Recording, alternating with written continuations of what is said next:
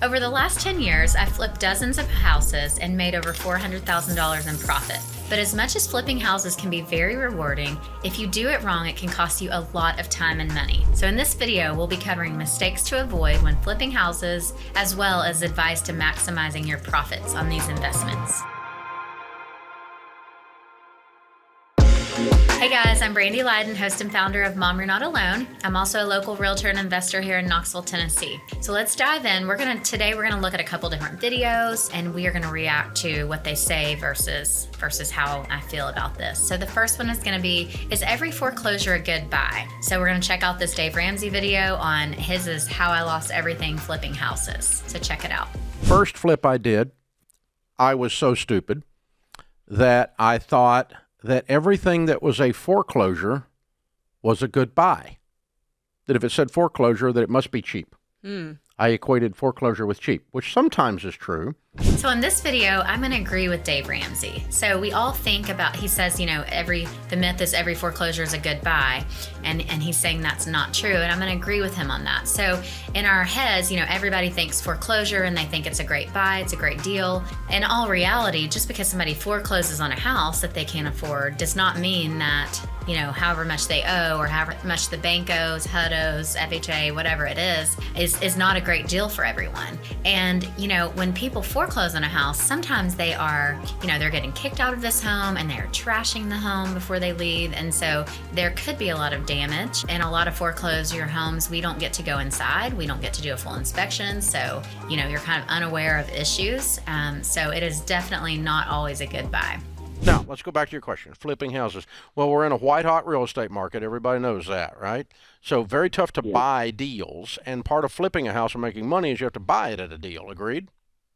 Oh, yeah, absolutely. And so what you've got to be very, very careful of is, A, no debt, B, be so patient that you pass on 50 deals to get one that works. All right, guys, so the next question is, should you use debt to buy houses? So, you know, should you have debt for deals? I'm going to disagree with Dave Ramsey on this one. So he chats about, you know, not getting into debt to flip a house. And, you know, I agree with him on, you know, not being in debt for credit cards and cars and things like that. Now, I'm going to disagree. So I think that if you get into debt, you get a loan and you calculate the expense to have that loan, that interest or that, you know, whatever the carrying cost, as long as that's in your spreadsheet, you know, that's just leveraging, you being able to make more money with someone else's money. So I'm going to disagree with him on this one for sure. How would I know what are the type of materials and design I need to use for my house? I have a rule that I tell all of my students at Future Flipper, which is called copy the comps. Anytime you're evaluating a property, whether you're gonna flip it or you're gonna rent it out, you always want to look at what the comps look like that have been the best sellers or best rentals. So when you look at comps, you've got to make sure that you're talking about properties in the same neighborhood with the similar square footage, similar year built, similar bedrooms, similar bathrooms. We want something that is similar to the house that you are buying. All right, guys, so this third video is going to be how do you get the most value out of your renovations for a flip house. So you want to make sure that the finishes that you're putting in the house match the comps that that are, you know, in the neighborhood, in that price point for the houses that are for sale that are a flip or that are available for a rental. And I agree with him to a certain degree. So yes, you want to make sure that, let's say like you're going to resell this house for $200,000 or $400,000 or $600,000, whatever it is.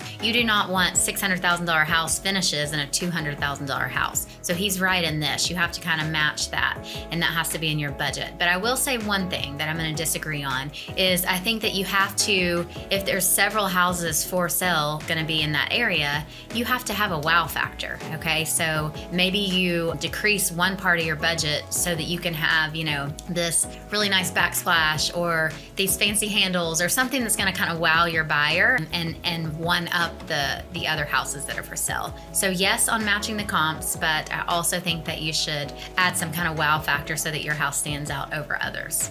The first thing I wish I had known when I started flipping houses is that work doesn't begin when I buy the property. It actually starts long before that. Now, no, I'm not talking about breaking into the house and removing walls. What I'm talking about is the prep work that goes in beforehand. You see, what most people do, and honestly what I did for many years, is wait until the day after closing and then I start planning for the flip. I mean, sure, that works, but you're missing out on some valuable time that could help move your entire flip a lot faster.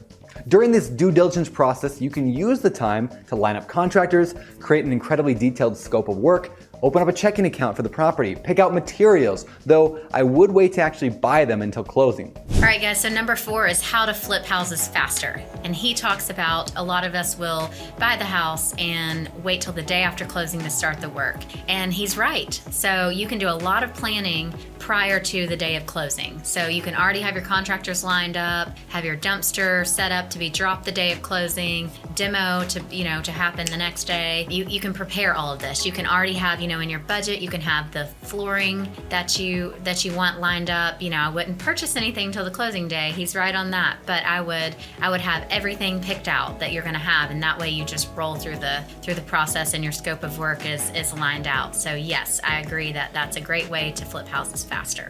First off, if you've never heard of wholesaling, it's much easier than flipping a house. Normally when you do a house flip, you've got to find a good deal, find the money to purchase that deal. Could be your money, could be somebody else's money, could be the bank's money. And then once you buy the deal, you've got to fix it up, get it renovated, get it really nice. Then you go and list it with a realtor. It then sits on the market waiting for a really good offer for you to take. And if it's in a market like we are today, then the buyers are a lot pickier. They're gonna want repair requests, they're gonna want the world. But assuming you get an offer and everything is square and their loan goes through, then you get paid and you make your profit. House flipping is great. I flipped hundreds and hundreds of homes, but it is a long process typically when you buy a normal house flip. On the other side, you can just wholesale, which is far less risky and way quicker cash. The way wholesaling works is you still go back to step 1 of finding a really good deal, but instead of trying to get the money to go buy the deal then fix it up, you instead just find an end buyer. You find a house flipper who's wanting to buy it themselves. You find an investor who wants to keep it as a rental property. And as long as you can find somebody who's willing to pay above what you have it under contract for, you can sell it to them without having to buy it yourself. All right, guys, so this 5th video the topic is wholesaling easier than flipping? And I'm gonna probably go with disagreeing with him on this. So he's right in a sense that easier maybe on timeline, but I think that he's kind of portraying to you guys that, oh, it's just easy. You just go out and find the deal and find the investor. And yes, that is the process. That is the actual steps to take, yes. Yet, he has spent who knows how many hours on finding the deals, tirelessly cold calling. It may take him, 500 people to call through to find that one deal. And how much time has that taken him to find the deal? And then the other part is, where are his contacts? Who are his people? He's taken the time to network, to find investors, to find flippers, to find, regular people that are wanting a good deal on a home, so he's had to build up this database. And yes, once you get all those steps into place, it probably is easier from a system standpoint. Yet, if you go and flip houses and you have great systems, you can hire it all out and have the spreadsheet and have the systems and be over here doing your career, your full-time job and running that. So I'm going to disagree in saying that wholesaling is easier. It all takes time and it all takes, patience and building the systems. So disagree on the 5th video. All right, guys, if you have any other questions about house flipping, let me know in the comments or shoot me a message on Instagram. Thanks so much for watching.